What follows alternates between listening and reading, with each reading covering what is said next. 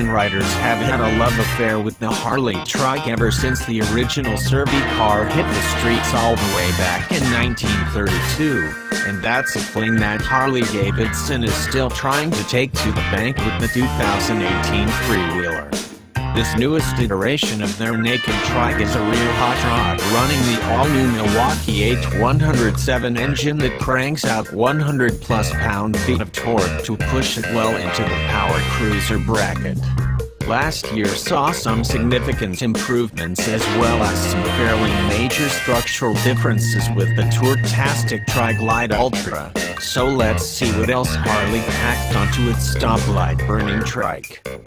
Harley had to look no further than its own history for influences to come up with the overall look of the Freewheeler.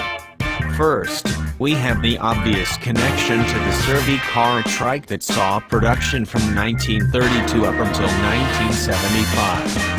The fat front forks and chrome beacon covers hail back to the early days of hydraulic front suspension, but the front fender is pared down much further than you'd expect on such a beefy front end, and that steers the look into custom country.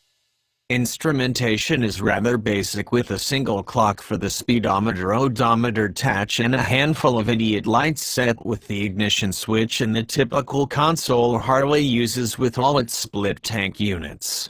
I gotta say I've never been a fan of this feature. The glare of the sun bouncing up under my shades are like needles in my eyes, and even the colored dash inserts in the aren't enough to sufficiently tame all the hot spots.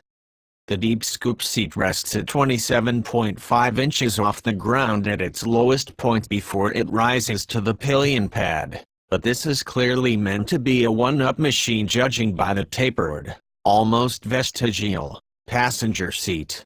Sure, there's a pair of oh shit handles, but it won't be comfortable to rely on one's own grip to stay aboard the thing for very long.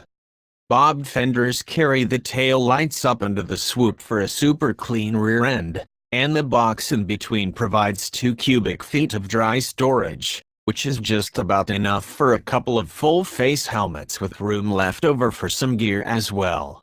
That's enough for some solo touring or maybe some grocery runs, but you'll want to look at a Trike Light Ultra if you fancy 2-up riding or any kind of long-distance work.